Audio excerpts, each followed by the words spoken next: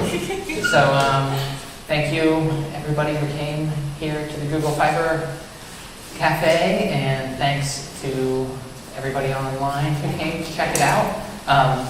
For the people online, I wanted to make sure that you notice at the bottom of my first couple of slides, I have a website, and you can go to that and you can download the slides, or also on your webinar browser on the right side, there's a little tab that says handouts, and you can download the slides from there also.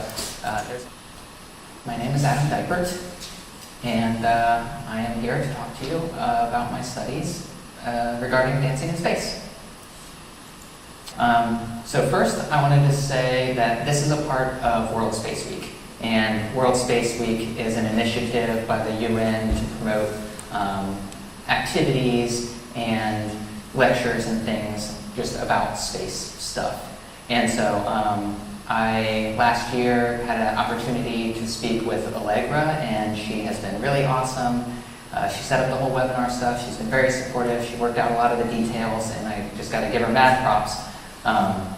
And the thing that I'm most excited about is that this is specifically part of the UN Committee for Peaceful Uses of Outer Space. Okay, so a little bit about me. I really became dedicated to circus and movement art in 2001. That was right after I graduated high school, and I was manipulating flower sticks and just realized like this is super important to me, and that it was like a thing in my heart. And so that's when I said I'm going to spend a lot of my time doing that, and since then I have spent a lot of my time doing that. Like almost every day, definitely every week since 2001. I got my Bachelor of Science in Physics from Ohio State University in 2010. It was an excellent school. Go to Ohio State if you can. And also right after that, I started working on my PhD in particle and astrophysics at Arizona State University. But I came to North Carolina to work on an experiment to measure the neutron electric dipole moment with some people at Duke and NC State Universities. And so that's where my studies are at right now. But I still do circus very regularly. So this is a little overview of what my life is like. So on the left side, that's me juggling 5 balls. I really like juggling. That's one of my favorite activities. I enjoy the immediacy and the short-term interaction, and then kind of letting things flow for a little while, and quick short-term interaction, letting things flow for a little while. And I think it correlates really well to zero gravity movement, which you'll see in the following slides, that you have like this slow, or this short interaction moment, and then like lots of playing with it afterward. The one in the middle, this is an experiment that I have built half of that or something like that, and so so this is kind of the guts of the experiment that I'm working on, and I just think it looks really sciencey, and I was trying to convince you guys that I'm really into science, and so check that out.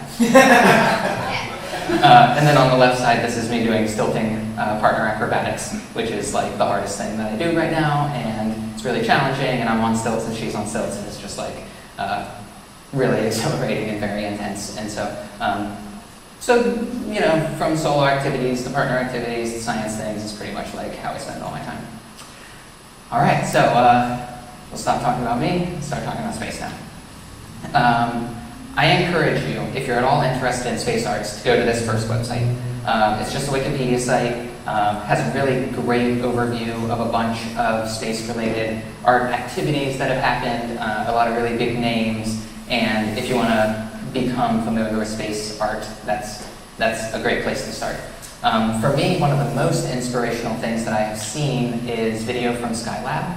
That was a space station that was put up in the 70s. It was like the largest single volume, you know, like the International Space Station is probably larger, but it was just a very big room, and so there's lots of videos of astronauts like flying through the air and doing twists and flips and running around in a big circle, and I think that's where you see like the best weightless movement from astronauts who have been up for a long time, and so there's some good videos of that. One of my big inspirations is Star Dance by Spider and Gene Robinson. Read that book.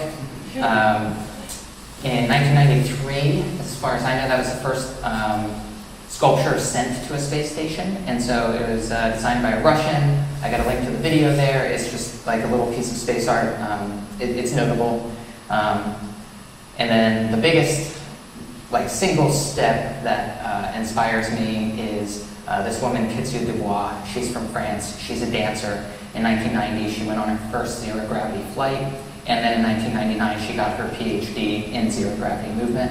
Her PhD thesis was titled Dance Technique Applied to Weightless Flights, a Dancer in Weightlessness. And so I'll reference her just a little bit more later on, but she does very inspirational work. And then I want to give a shout out to Naum, who, when I talked to him, had been working at the Arts Catalyst. They have a yearly event called Cosmica, and that is a series of talks about people doing things in space. And Naum took I think a group of 9 or 10 Latin American artists to Russia to do a zero-gravity, or to do one of the parabolic flights. And that was the first time that all Latin American artists went and did this thing. And so, so he's been doing really good work, and I think he recently has been to the International Space University, but I won't talk a lot about what I don't know about him. Okay, so if you want to experience weightlessness, but you can't afford to go to space, which most of us can't yet, there are some options on Earth in 2017. You can, in the United States, go to the Zero Gravity Corporation. You can go to Russia, and there's a company called Space Affairs. You can buy a flight from them. And then there's a company in France called Air Zero G. Each flight is a little bit different. They have different types of planes. I've heard that the technique of how the parabolic flight happens is a little bit different. And this guy, Kevin Fong, does a really good overview of the differences between those flights. He's a NASA doctor who has been on all 3 flights, and so he gives a somewhat comical description of what the different things are like. So check those out if you need to. So how do parabolic flights work? Now,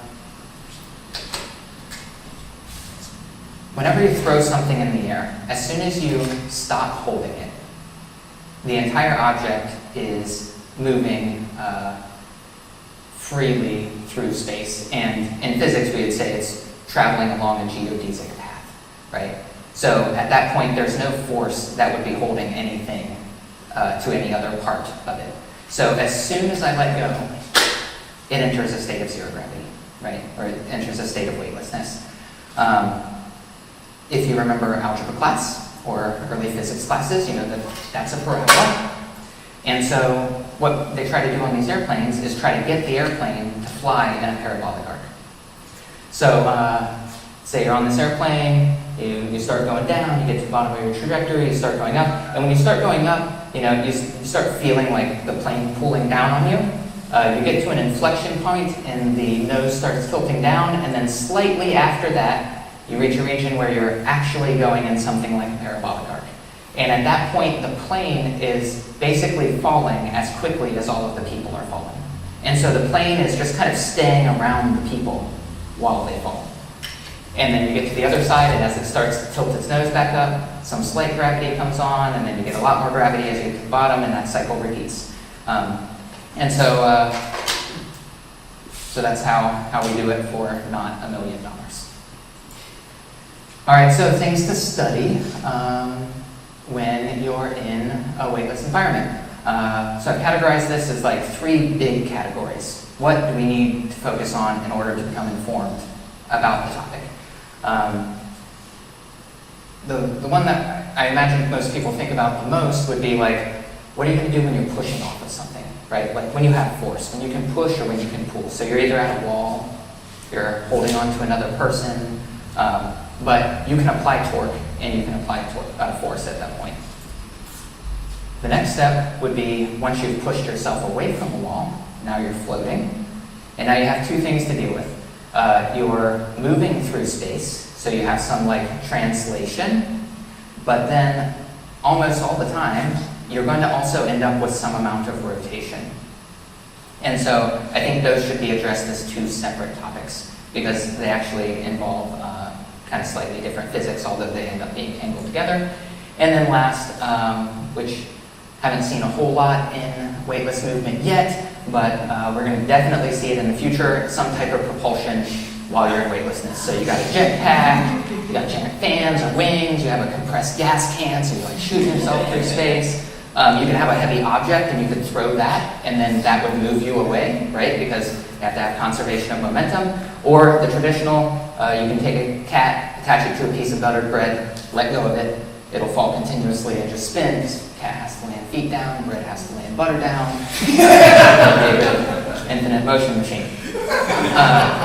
But for us, and in the context of this talk, I'm going to focus solely on rotation, because I think this is the one that is the most interesting to me and has a lot of challenges in it.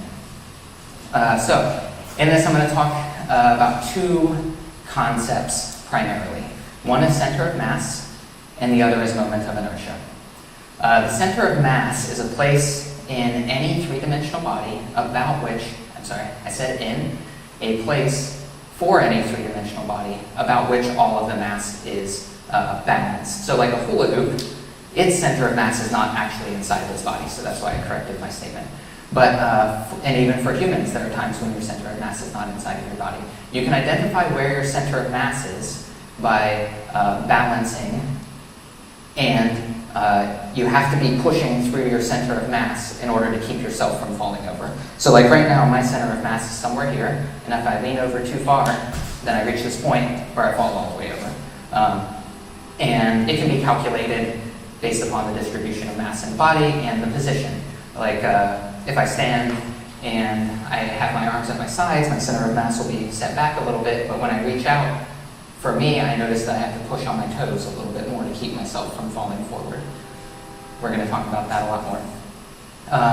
Moment of inertia, it's kind of like mass, but it's for rotation. So if you think about the equation F equals ma, right? What that's saying is if you're applying a certain amount of force and you have a tiny thing, you can get it accelerating very quickly. But if you have a heavier thing, then it takes, and you apply the same amount of force, then it accelerates much more slowly. Moment of inertia, on the other hand, is that type of property, but when the object is spinning.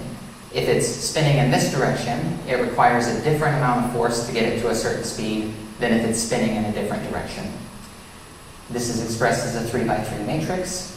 The 3x3 matrix is something of like a mystery object that kind of you can't really visualize, but there are things about it that we can visualize.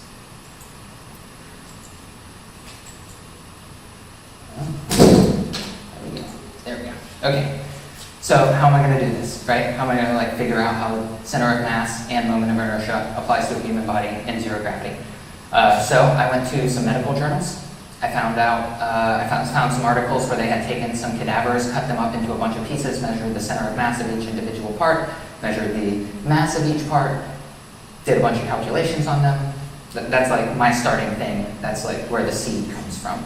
I then looked up some NASA, Air Force, and Federal Aviation articles, and they actually measured where the center of mass is and what the moment of inertia vectors and tensors were for a bunch of bodies in a bunch of positions. So this is what my theory is based on, or my study. All right, so this is one of my favorite things. They built this crazy chair, and it has 4 points on the sides that had a light on them, and they would put a person into this chair and then move them around until those lights were not illuminated, because when the chair was off center, or when it was off balance, the chair would tilt a little bit and illuminate a light on the side. So then they'd scoot the guy over, and then they'd tilt up a little bit the other way, and then they'd scoot him back. And as they moved the person around, they could figure out where their center of mass is relative to this point down here. That's where all the measurements are made from. And so you can see on the left side of the screen, this is a plot of some of their data. Across the bottom, you see humans in different positions. So sitting with your hands in your lap, raising one hand up, raising both hands up, and leaning down. With the hands in the lap, it's this A dot.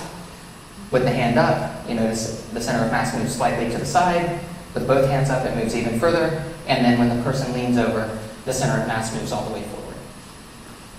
Now, I think this is really important because a lot of dancers talk about where the center of mass is, right? And we talk about it as if it's like down here in your belly. But as soon as you move into a different position other than standing up, that center of mass actually changes position. In zero gravity or in weightlessness, that is very relevant that it changes. So here are a set of positions that they put the people through, and these are some positions that I ran my code through to try to match, so I just wanted to give you a sample. They had seating, standing, L-based kind of stuff. They also had like anterior positions where the people would be reaching back. And this is what I did with it. I took all of that data from the medical journals. I wrote a code in Mathematica. I gave a position for the hips, the thighs, the legs, the trunk, like the head and all this stuff. And then I can move this little guy around, and this point in the middle where you see all these arrows coming out of is the calculated position of the center of mass of this human body in that position. All right, so next thing that I mentioned, moment of inertia, right? And in this case, what they did was, yeah, this is kind of a creepy picture if you can make out what it is. So they got people to sit in this thing. They had this chair at the end of a pendulum, and then they swung the pendulum back and forth. And if you're familiar with the parallel axis theorem, which is a theorem specifically about moment of inertia, then you can understand how they did the actual calculation. I was kind of surprised that it was that simple of a way that they did it, but nonetheless, that's what the experiment was. And they had people in these 8 positions. And so we'll visit this again in a minute. All right, so putting these things together. So I got my guy, right? My guy can move around. When I move my guy around, this point in the center also moves around because it represents where the center of mass is. Now, while the program is running, it's also calculating this 3x3 matrix called the moment of inertia tensor. And then it is finding some important vectors associated with that tensor called the eigenvectors. And those eigenvectors give you axes around which you can spin stably. Because the reason it's so interesting is that you can't spin stably around any axis. All right, so I just want to hold up for a moment. I said the book and I got a phone. Hang on.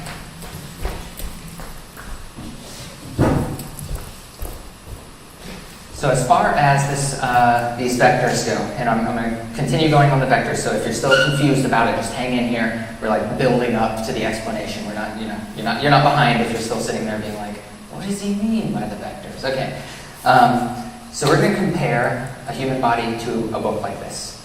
Because in a vertical position, these important vectors around which you can spin stably for your body correlate well to the book. As in, this is like my front side, this is like my top, this is like my right side. Okay? Now one of those vectors comes straight out through the middle, and that is the largest vector as far as like solving this equation. And you can spin stably around your belly like this. You can also spin stably around the top of your head like this. If you tried to spin around your side like this, you would start to wobble, and you would go through this wobbling motion. If you tried to spin around any other axis, then you're going to be wobbling all over the place. So the purpose of this is to figure out in which positions, which axes can we spin around stably, and if we're not going to spin around an axis stably, can we know what's going to happen? All right, so this is a program that I wrote, and for you signing in, this is the first video. If you need to switch over to YouTube to watch it. And so we're at the Google place, and the video works. So sometimes you might have to like re-accept that fun term. Okay. Oh, So there's so have I ever told you guys one of my favorite jokes? no. You know why fish live in salt water? Mm-mm. Pepper makes them sneeze. Okay. So anyway, there's this simulation that I wrote, which shows basically what I was just saying. We got these blocks, right? And they're spinning stably around their central axis. And you're looking at this, you're like, yeah, I like have, you know, whatever simple program on my iPad, I can like make that, it doesn't matter, right? But it's a visualization of a stable axis that you can spin around. And you can see it from a couple of different positions. Oop, lost her. There we go.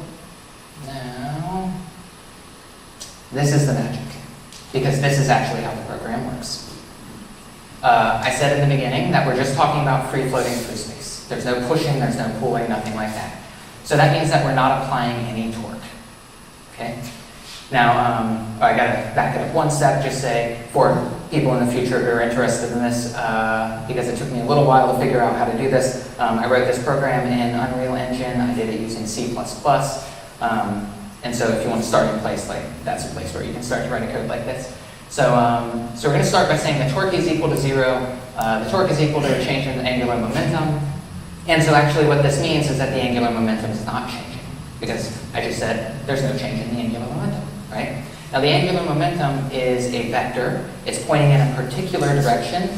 When we're the book spinning this way, the angular momentum is pointing straight up, okay? When we're a book spinning this way, the angular momentum is pointing straight forward. Now, the manner in which the angular momentum and the angular velocity, or the axis that you're spinning around, interact is that the angular velocity, the product of that with the moment of inertia tensor, give you the angular momentum. Now you might look at that and be like, okay, yeah, whatever, like that's confusing, it doesn't make sense. Fair enough, but let's move on. So the way that you have to solve this, so just for math people who are signing in and trying to figure this out or whatever, this is a 3 by 3 matrix and that's a 1 by 3 matrix, and so you can't just like divide by I, you actually have to multiply by the inverse function, and so that brings it over to the other side. So now what we have is a moment of inertia tensor. The product of that with the angular momentum gives you the axis that you rotate around, and this is actually how it operates, both in computer world and in the real world. Because what you start with is some amount of angular momentum you're spinning around some way, then what you can change is the position of your body, and when you change that, you change your moment of inertia tensor, and that is what controls the axis that you rotate around. So in a beautiful computable universe type of logic, the same thing that you do with your body is the same way that you would write a computer program to do this thing. So one more note for future people, this is really like all the math, so just hang in here for a second if you're like, oh my god, stop talking about this. I implemented this using quaternions. I also had to read a bunch of stuff to figure out that you need to use a fourth order Runge-Kutta differential equation solver to get through it. I'm just saying that because I had no seeds planted. It took me a while to get there. So you want to do that. Okay, so basically what happens is you start out in the program, you're saying, here's my angular momentum vector, here's my moment of inertia tensor, start doing the thing. It calculates this and says, oh, well, if those things are true, then you should rotate around this axis. Bing. Okay, now what's your angular momentum? Or now what's your moment of inertia? Step forward, bing. And so it just goes through that. It actually does it 20 times per frame because computers are awesome. Yeah, those are the 2 cents. I'll stop talking about math now. Okay, now, here are those blocks again. Except now, rather than spinning around their belly, right? Rather than spinning around their maximum axis, they're now spinning around their minimum axis. So this is just another thing. What I want you to be noticing is that it's stable, right? That they can continue spinning like that. Now we're going to move into something a little weird. This is the intermediate axis. So this is one of the things that you can calculate from the moment of inertia tensor. It is not like the other ones. It is not stable, and this is why I think it's so absurd when I see people on the zero gravity flights or in space or whatever trying to do forward flips, because you're always going to tumble when you do that. Every single time. And so if you notice, if you look at these blocks here, oh, it's stable, oh, no, it's tumbling. That one's tumbling now, right? And they kind of look like they're going to be stable for a minute, but then they start tumbling. I'll play it one more time. And so that's why this branch of study is so intriguing, is because it gives non-intuitive results. Okay, and now I just have some blocks spinning around random axes. Take a moment to look at each one. You can see this one, its angular momentum is pointing straight up. The vectors coming out of its belly and its side and its top are not oriented around the angular momentum vector, and so it's like wobbling all over the place. Or this one, which spins a lot more like the Earth does, right? Like there's this 26,000 year precession of the equinoxes, or is that what it is? Precession. Anyways, the Earth kind of wobbles like that also. And then if you watch the one on the left, you can see it's doing something closer to the intermediate axis, but it's still tumbling. And so, in just about every way you can spin without touching something, you're going to be wobbling like that. So it'd be good to know why or how.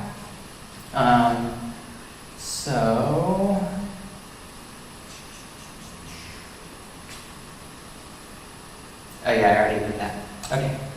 Now, on the like, what are we as humans going to do with this thing? Because we're not blocks most of the time. Some of us are. I'm trying not to be a block as often as I can. So here's the guy from the paper that I mentioned, and here's my model, and here's my model again. And so as you look at this, we're going to go forward, and you'll see that the center of mass changes and the orientation of the arrows change. But just kind of for future reference, blue is your maximum axis. Red is your minimum axis, and green is the intermediate axis, meaning if this person was spinning around the direction, it'd be very stable, spinning around the top of the head, stable, spinning around forward, not stable, right? That's the tumbling direction. All right, so what happens when you raise your hand with those vectors, right? You're sitting down, you're just raise one hand. You can see that they're in crazy new positions, right? So this means that if you're like this, then it's actually this axis coming up and in this direction is the axis that you can spin around stably. If you're leaned all the way back, then spinning over the top of your head or spinning towards your feet is a stable axis, or straight up through your chest, those are the ways. And so how does this actually look when I'm playing around with my thing? So basically what I do is I look at the guy, look at all the pictures of the guy that I can possibly find. I set my model up so that it has a bunch of little sliders and counters, and you can like put in digits, or you can just grab your slider and kind of watch your guy move his arm up and down. And as that's happening, then these vectors are moving all over the place. And if you remember from the last one, the center of mass was kind of like over closer to their belly, but now it's moved way far forward. And then basically what it does is it calculates the center of mass in its own reference frame. I have it calculated in the reference frame of the paper. I have it calculate the moment of inertia tensor metrics, metric units, calculate which axes are the stable axes, convert all of that to imperial units, and then check that these things are actually perpendicular to each other, because that's one of the rules. And it's good to have like an idiot check at the end, like, did it actually do something that I believe, or did it not? Okay. All right, so now I'm going to start graphing where these center of masses are. First, I'll show you the ones from the paper, then I'll show you the ones from my simulation. So just sit it in this position. So sitting down, arms down at your sides, measured from the bottom of the tailbone. You can see that about 8 inches forward, 9 inches up is where your center of mass is. And then the size of the circle is proportional to the standard deviation of the measurements that the experimentalist did. You raise one arm. Oh, where did I want to go? Oh, actually, sorry, I want to back up. So you're sitting down, your hands are at your sides. Your center of mass is here. You raise your hands up, put them in your lap, your center of mass moves up to this blue dot. You raise one arm, your center of mass moves up to be in this darker blue dot. And so in that way, you can kind of see how it's changing. Now, they did a bunch of positions. These are 26 different positions. You just kind of see the clustering, obviously. The interesting thing is that moving your hands around actually doesn't change where your center of mass is very much, but leaning back changes a lot, or leaning forward. Oh, yeah, there we go. So anterior, posterior positions. So there you go. And then leaning forward is over there. So my program was calculating the center of masses of all these things. I checked them against the measurements, and here's the correlation between their measurement and my calculation of the center of mass. And so I have a little red line going from their mean measurement out to a blue dot, and the blue dot is my simulation's estimate of where that is. And so it's not terrible, right? It's not the best. I didn't nail them all, but yeah, especially down over here, I feel good. Kind of will not look at this. Everything's okay. We'll cover that one up. But overall, here's just a couple of quick graphs that I think settle in a little bit more easily. On the left, I have the x-axis, and so basically what's happening is that the vertical distance from this line shows how wrong I was in the x direction. And on this one, on the left side, the vertical distance between the line and my dot shows how wrong I was for the y-axis. On average, or the standard deviation of my x values was less than ½ an inch, and in the y direction, it was about 1 inch or so. There's a little bit of extra deviation which came from the standard deviations in the medical journals. I did not include that in my code. Propagating standard deviations through things, and especially when there are angles involved, is just a lot of work. I'm a graduate student. This was my fun thing, if you missed that.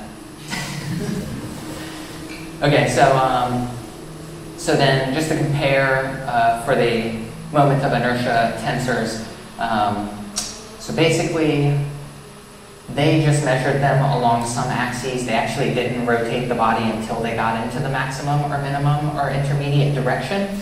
And so I tried to represent the difference between my computer program and theirs using these vectors where out of the page is the maximum axis. And so the red line, what am I looking at? Okay, the red line is the one from the paper. The black line is the one from my calculation. This blue dot is the standard deviation in their measurement. You can see in the horizontal axis, they had really good data, but in the vertical axis, it was all kind of wobbly.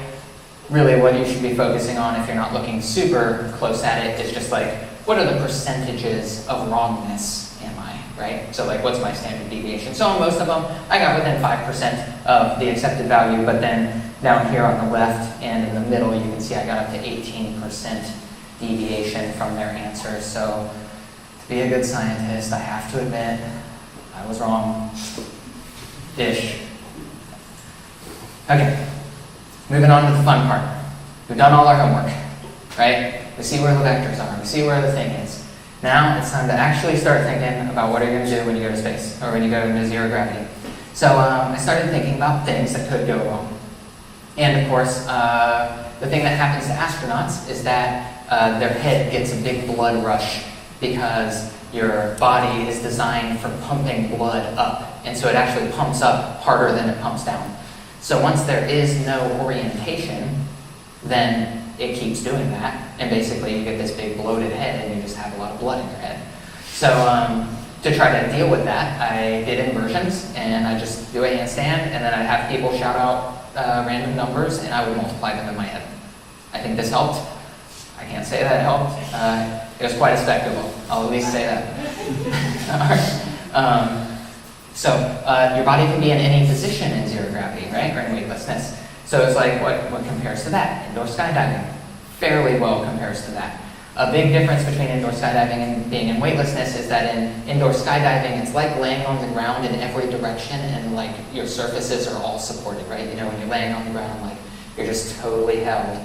And when you're in the wind tunnel, everything is getting pushed on, and you feel like you're laying in the ground, even if you're like this. It's really amazing. If you haven't done it, try it. So that was one of the things. I forgot to put bungee harness on here. I'm sorry. Bungee harness is another good thing to do.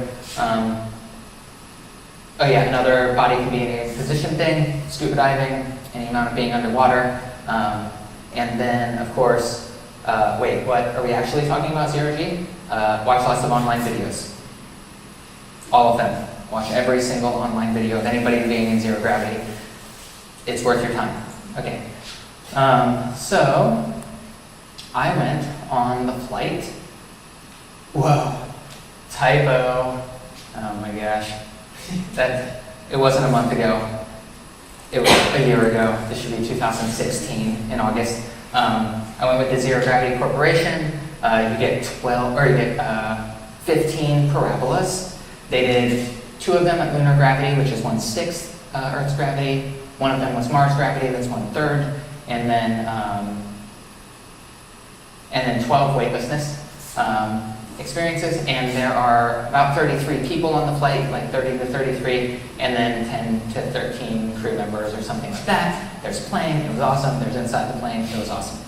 Okay, so when I watched all of the internet videos that there are about people being in zero gravity, remember, do that. One thing I noticed is that when the weightlessness would start coming on, everybody would shoot at the ceiling. And I was just like, why are they all shooting at the ceiling? This does not make any sense to me. And I tried figuring it out. I tried, what math is there, blah, blah, blah. Nothing comes up. I'll tell you the reason in just a moment. I also thought, when I enter into a new environment, what do I want to do? I want to lay on the ground and roll around and flop and just like be relaxed. And then I want to get to a position, I just want to chill there for a minute, I want to go to another position. But I only get 12 of these. They're each 20 to 30 seconds long. Can't exactly spend the amount of time that I want to spend relaxing. But I could spend 2 of them relaxing because I think that would be useful.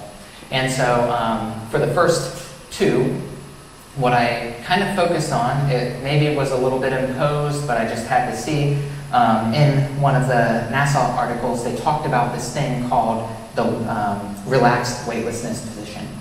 And so this is like, arms are slightly up, legs are slightly up. Basically, you're in like the intermediate zone in all of your limb directions, right? And when you see pictures or videos of astronauts sleeping, right, they're in a sleeping bag, but their arms are like hanging out in front of them. So I noticed that. I also, in one of Kitsu Dubois' interviews, she talked, and she did this a lot more than I did, right? I only did it one time, but she did one a bunch of times. She talked about how when you really get there, you can feel your organs moving for the first time, because now they're not all being pushed down. I didn't quite get there. I'll say I was pretty excited, right? I can believe I might have overlooked a couple of experiences, but I tried, didn't happen. Okay, all right, so what does that look like? Well, this is me being relaxed. I'm just gonna let it rip. If you're on the internet, maybe you wanna watch this video on your own browser. I want you to notice something. Everybody shoots to the ceiling. And I just chilled there.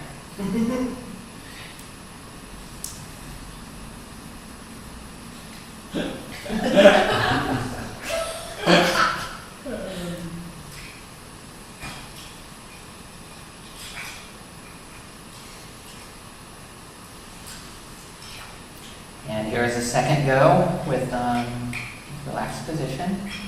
And you'll notice again, everybody shoots to the ceiling, and I stay on the floor.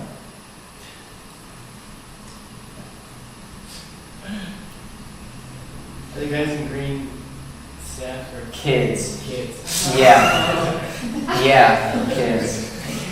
They're lucky. Okay, so we're gonna watch that one more time.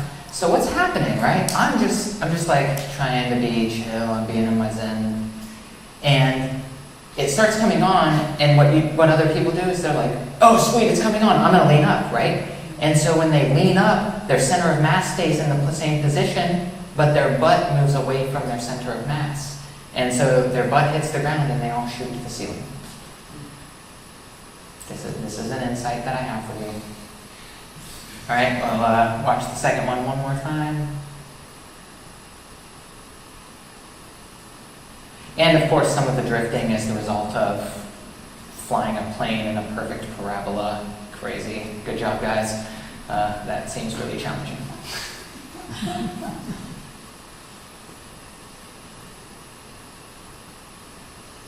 All right, so that's what it's like trying to be chill when you're actually in weightlessness. Okay, so another thing that I thought was, okay, so you saw in that video how everybody's just like, right, they're just smashing into each other, people are kicking, there's like all sorts of crazy going on. So, and on top of that, everybody shoots towards the ceiling, right? So what can you do about this? Well, just like a good soccer player, you can say, I'm going to go to the space, right? I'm going to figure out where the space is, and I'm going to get myself there. What you have the option of doing, and I really didn't want to talk about forces or pushing too much, and this one thing is like, it's important for you to get it by manner of pushing. So you're leaned up against the wall, right? You look around, you figure out where everybody's not drifting toward. You give yourself a light push, and you go to wherever the space is. However, if everybody's already going towards the ceiling and it's all like happening super fast, you can give yourself a light push, get over to your new zone, be very gentle as you're approaching the wall and choosing your new spot, and then push yourself into your new location. And so by this, you can choose where you're going to go to, but you have to be conscious about it. I called it claiming my space, though it's not really like claiming as much as like claiming in the sense that I was going to be inside of it, not so much that I was going to own it. And so here is a little bit of that. So this is me. Go to the ceiling, go to the floor, the other.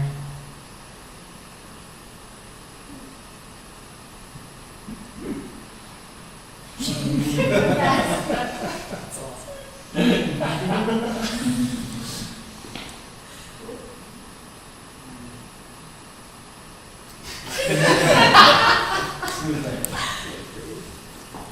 Yeah, now I'm up close.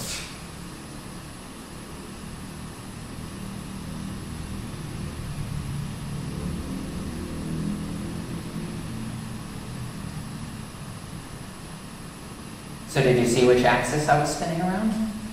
Minimum axis, right? All right, do we need to watch that one more time? I've watched it like a million times, so I'm like, oh, I remember every second, but I know that it's like, that was 40 seconds of video. Everybody's good? Go on. We're tired of looking at you? Okay. All right, now I mentioned this one other tidbit, which is that you see people trying to do forward flips and spinning around your head. Not as many people on my flight spinning around their head, but I bet there are people who think about spinning around their head. But when I've talked to other folks who are involved with this stuff, and I mentioned this thing about like the maximum axis coming out of your belly, and that's actually the most stable spinning axis, why don't more people spin like that? And people are like, I don't know. I'm like, all right, well, I'm going to do it. So one of my objectives was to spin around my maximum axis. And this is the moment. Right there, around the maximum axis, nice and stable, and we're through. The really fun thing, and the reason like this moment was so beautiful, was that I had done all this studying beforehand, right? I had like generated this computer models and all this kind of stuff. And I got to that moment, and I was like down on the ground, I was like, all right, it's happening, I'm going to do it right now. And I lifted up, and I started spinning, and right in the middle of the spin, I looked at the ceiling, and I was like, oh no, my feet are going to hit the ceiling. But I totally had the full computerized body version where I could see the axis coming out and the mathematical model was very clear, and I was like, oh right, if I tuck my feet, then like my spin will accelerate, and I bet I can get my feet all the way around and pointed down again before I hit the ceiling. And, oh, there we go. And either I'm lucky or I had one moment of intelligence and I pulled it off. So right there, tuck it in, spin all the way around, get out. And admittedly, this plane is a little bit tough to spin around your maximum axis and facing forward anyways. Maybe if you're on the ground, you can get yourself spinning sideways. I did my best. Okay, we're moving on to the minimum axis video. So this just shows a couple of times when I really had a good time spinning around. Oh, it's so much fun. I can't even tell you. I mean, you can see my face though. You get it.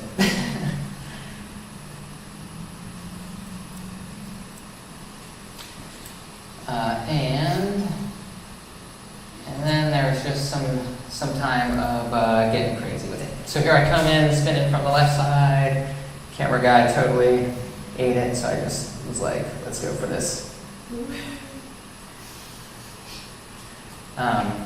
One of my favorite things that I realized on this was walking up the wall is a really good idea, because you can keep your hands on the ground and then walk your feet up, and now you're like in a floor-ceiling stable position.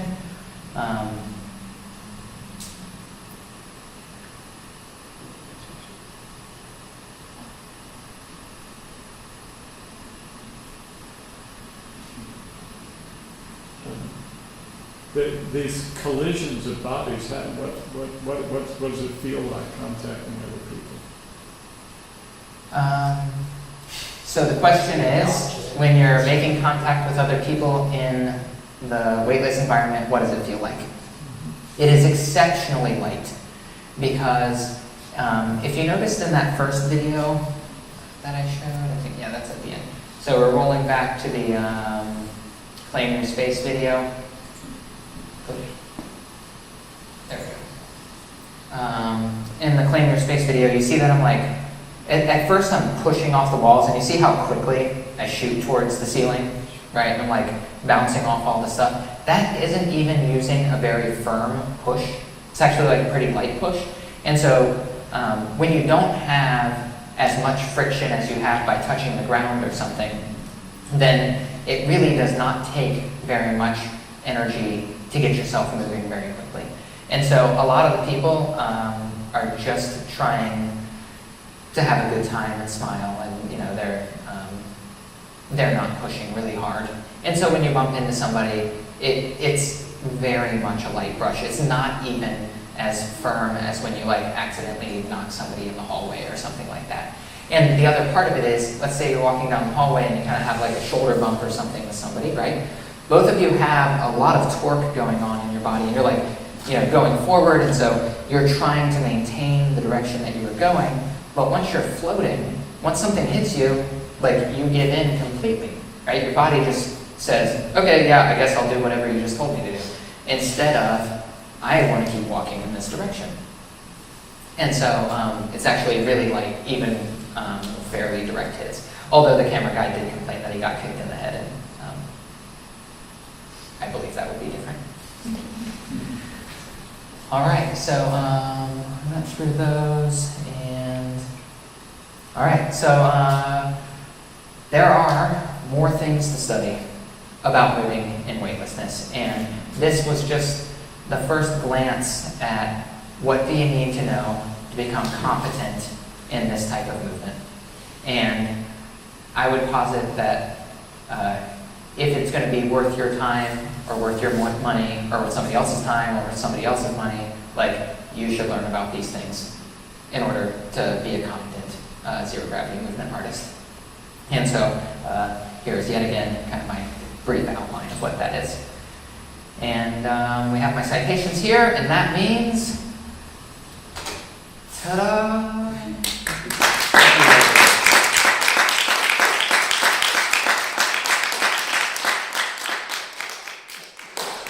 All right, so internet people, we are the end, and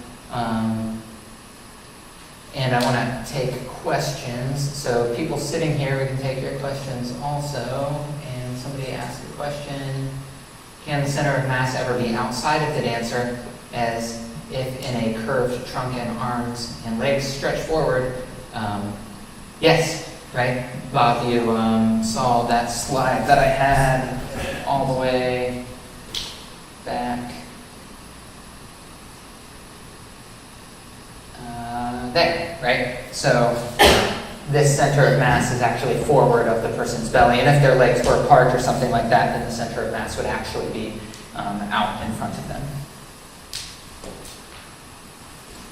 All right, and is the center of mass influenced by tension in muscles in different parts of the body from stress and emotion? So the center of mass is a function of the position of the mass centers. So like if I'm holding my arms and my leg out like this, then it's just where they are located in space. That is what helps to determine, or that's what determines the center of mass. If you flex them, that doesn't make any change in their position. I suppose no, that's the answer. That flexing muscles will not change that. Any people who are here want to ask a question? Yeah. So like, but if say you had a different blood distribution than normal, that would change it. So the question was, if your blood distribution was different than normal, would that change it? Now, I would be willing to be quoted as saying I don't think the blood flow would have that big of an effect on it, because the mass of your blood relative to the mass of your muscles is fairly small, right? Even if all of your blood, well, I guess if all of your blood was in your head or something like that, then that's going to add a little bit. You'll have bigger problems than, where's my center of mass? But yeah, I don't think that would be a big issue. Yeah. One more audience question? Yes? What would you work on next time? What would I work on next time?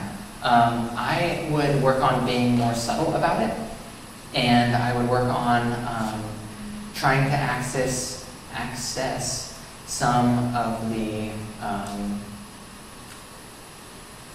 maximum and minimum axes in more positions. You know, I think that the model was really helpful when it came down to it being like, all right, you have 12 cycles, right? That's 20 to 30 seconds per cycle, so you got a maximum of 6 minutes, a minimum of 4 minutes. Then yeah, you got to get on it. And actually, I did spend some time doing some other things which are not in the video, which is a different topic that I would show a different video to describe what I spent a couple of the parabolas doing. But yeah, I would just continue down this path. Yeah. Let me answer another internet question. Why were you the last to float up? Ha! I answered your question. Yes. Her next statement, never mind. Do you think pilot flies in perfect parabolas by reading instruments or by feeling the weightlessness themselves? So this is the description I heard. In America, or in the Zero Gravity Corporation, they have instruments that can help to tell them when they've reached this state. In Russia, the description is they have a pencil hanging from a string. That's a very American thing to say about Russia. I haven't seen it, so I can't say it one way or the other. And then in France, they actually have one person, and again, this is just like, this is talked about in that Kevin Fong talk that I mentioned earlier, that one person is controlling the pitch, one person is controlling the yaw, and one person is controlling the roll. And so really like every person is focused on a different part of the flight path. And so, those are the details that I know about that. Yeah, you had a question? With the French dancer that you talked about that did her thesis on weightless dance, or zero-G dance, did she ever experiment with partnership dancing with zero-G? The question was, did Kitsu Dubois, the French dancer, ever do any partner dancing in zero-G? So, There are videos of them making contact.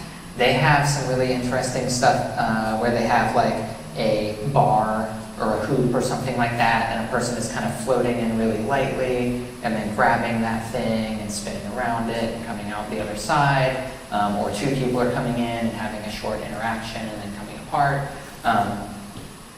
Then they also have the whole plane to themselves, or a larger section. And the French plane is a lot wider than the US plane. You notice the French plane, like it's probably two bodies across. I could touch the ceiling if I stood like this. That's the US plane. The French plane is like taller than that and wider than that. And so I imagine that the type of partner dance that you're asking about might not be the type that they did, but they did interact. Does that make sense? Okay. That's an internet question. All right. No more internet questions? Any more? Yeah. So, if you initialize your simulation with a random body configuration at a given velocity, it would probably be on an unstable axis. Could you solve for a reconfiguration of the body to stabilize the axis? Okay, so he said if I'm starting my simulation and I put the body into some position and I just let them start spinning, then it's probably going to be an unstable axis. Yeah. Could you reinitialize it, or could you get it to move? Could you, let's say you're on the headset talking to me and you have a model, a real-time model of me spinning. Mhm. Could you say, stick your arm out this way?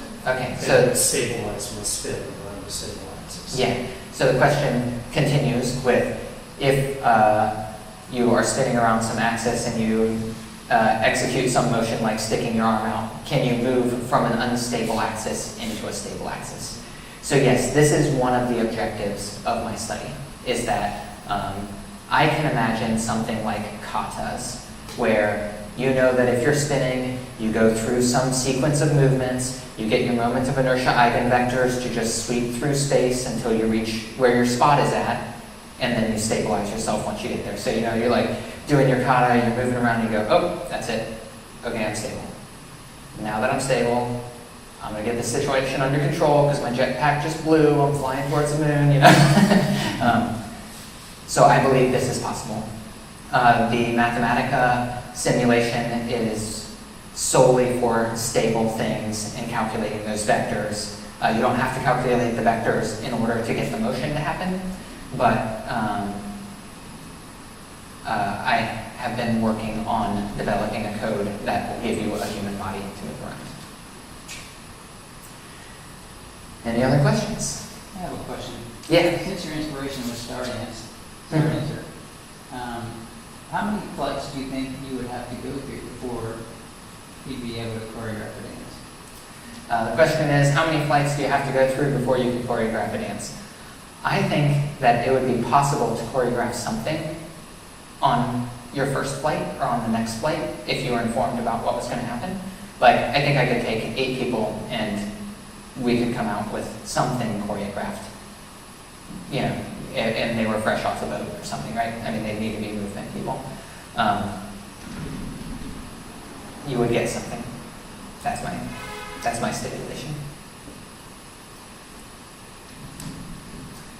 Okay, well, thank you all for coming to the Google Fiber Cafe. Thank you, people who came on the internet. If you have any more questions, please feel free to email or contact me how you wish. And I really have a lot of gratitude for you listening to me talk about the thing that I'm excited about.